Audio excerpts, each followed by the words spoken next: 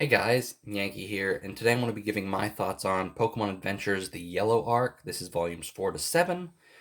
And sort of just right out, I want to say I enjoyed this arc much more than I did Red, Blue, and Green.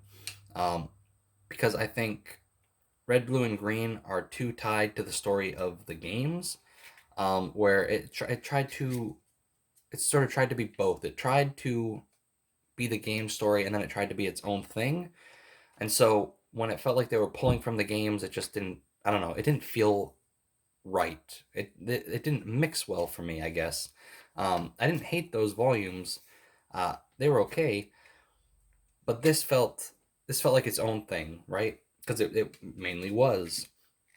Um, we're not just traveling the region to get the badges to get to you know the league at the end.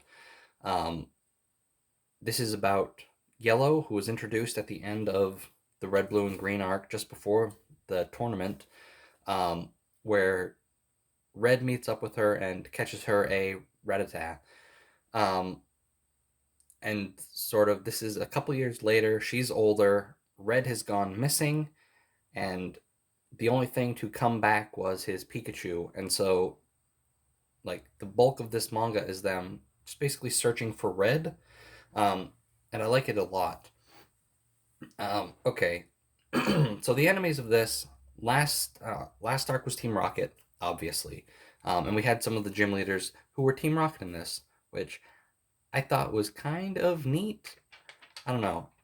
It's okay. I liked having the gym leaders be more than just they stand there and fight you. But okay, what the Elite Four are the enemies, but the whole time I was wondering like what makes them the Elite Four? Why are they known as the Elite Four? I know they're strong trainers, but in the games they're the Elite Four because you fight them before fighting the champion. But in Red, Blue, and Green, that like the Elite Four was removed completely, and it was just a tournament. So I don't I don't know why they are special, other than that they're just strong trainers. I don't know why they're well known in the universe. I don't know anything like that. So that was a bit of a problem for me. Um, throughout this, like end of last volume, Blaine gets Mewtwo, and one of the best parts of this was sort of the build up to finally seeing Mewtwo fight. I think that was really well done, and I think when we finally saw Mewtwo, it was exciting and is great. Because we kept getting glimpses of him. I think the first time we saw him, he was in one of like those tubes that he was sort of built in, just sort of sleeping.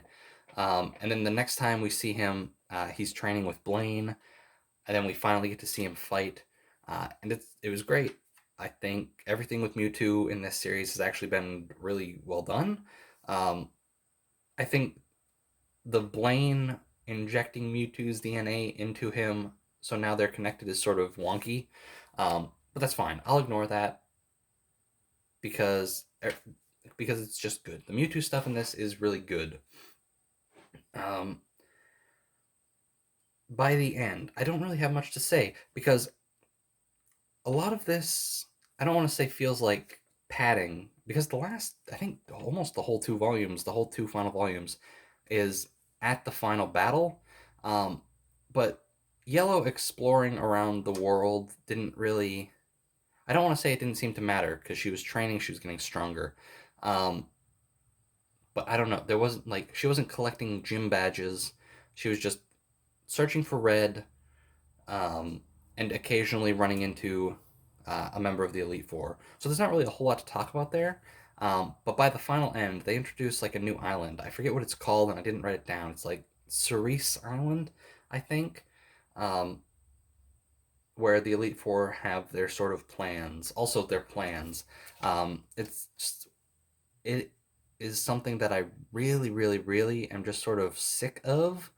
The humanity is encroaching on nature. We as humans are going to wipe out humanity to save nature, uh, but not us. We're special. We get to live. Um, I hate that. And that's basically what the Elite Four's plan was. Humans are destroying the environment and hurting Pokemon, so we're going to destroy all humans except for those that we think are worth surviving because apparently they get a free pass. I don't like it. Um, but anyway, the whole final island, um, it's basically like it's a huge team up of people from uh, Red, Blue, and Green. We don't see a lot of new characters. This is a sequel to Red, Blue, and Green. The only new character really is Yellow, and they're not even really a new character because they were in Red, Blue, and Green. But so we get to the final island. Yellow's gone on her mission, met some people here and there, and so we get like this huge team up of Yellow, Blue, Green is there, um, and so are the admins of Team Rocket. So Sabrina, Koga, Lieutenant Surge, they all show up, um, and we team up now because right, they even said in the book like enemy of my enemy is my friend. They team up and fight, and it's a lot of fun. Seeing because the way they got paired up was the people that they fought at the end of the Red, Blue, and Green arc. They're fighting with here. So Green is teamed up with Sabrina. Blue is teamed up with Lieutenant Surge. Um, no, that's wrong. Blue is teamed up with Koga. And then Lieutenant Surge got stuck with Bill until Red showed up there towards the end. Uh, so that was fun. Um, we didn't get to see a lot of Red and Lieutenant Surge interactions because Red basically shows up after Lieutenant Surge has been defeated. Um, but Koga and Blue, Green and Sabrina, a lot of fun, a lot of interactions there that I really enjoyed. Um, okay, I talked about Mewtwo, but I want to bring up Blaine real quick. I really like Blaine. I never cared about him in the game. Just like most of the gym leaders in the games, I don't care about. Um, like the ones that I actually care about are the ones that I saw in the anime back when I was a kid and still watching. So like Brock and Misty, I like a lot because uh, I watched the anime and they were in the anime. So I like those characters. Blaine, I never saw the anime episode or episodes he was in, so I basically had no connection to him. And also growing up, I don't think I ever really made it that far, so I didn't fight Blaine a lot until I was older. So Blaine doesn't really matter to me, but the Blaine Mewtwo thing in this is great, and it made me really like Blaine. Um, Also in this, I think they set some things up. Like I don't really remember much of Red, Blue, and Green where something happens and then later on it's like, oh wow, I can't believe they brought that back. The only thing they really had was sort of Giovanni.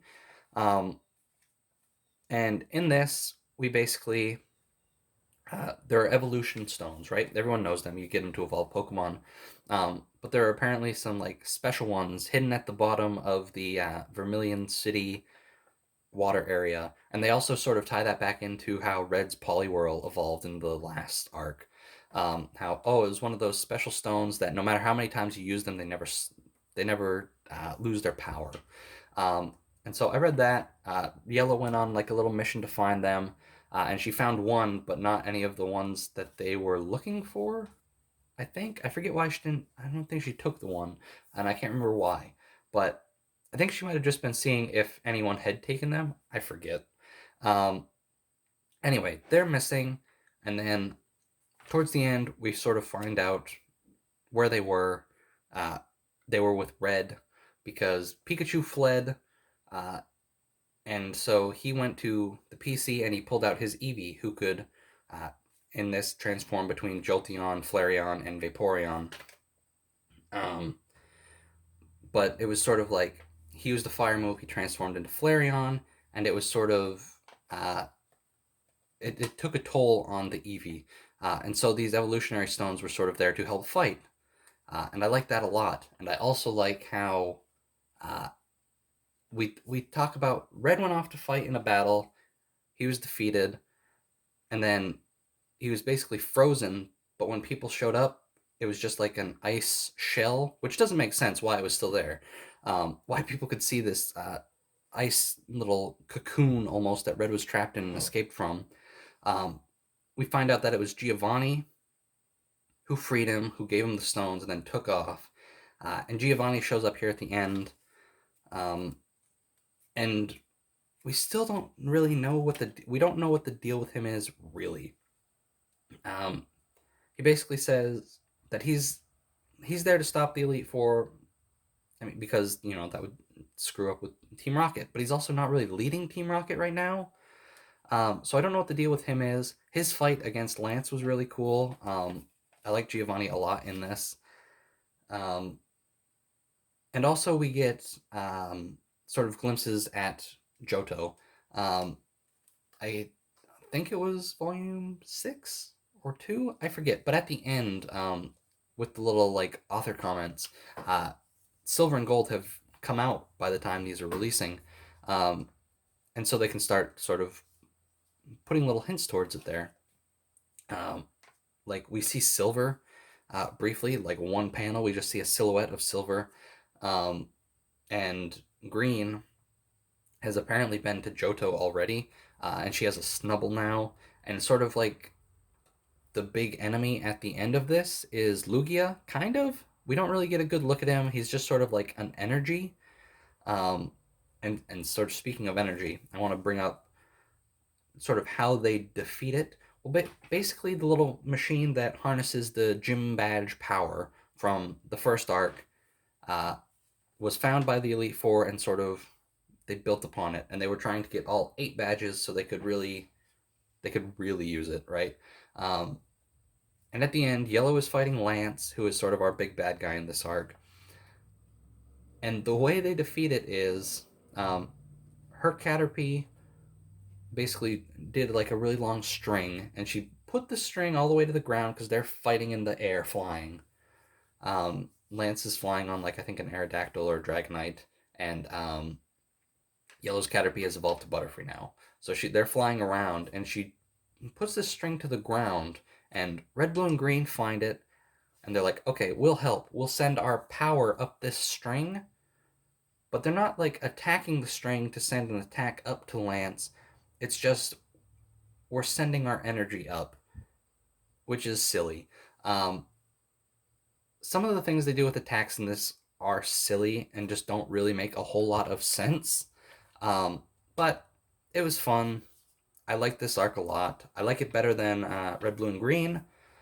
Um, and this is the last full arc of this I read. I have 2 volumes of Gold and Silver, but I sort of coincidentally stopped when the artist changed. I didn't do it on purpose, but I was just sort of done with it by then.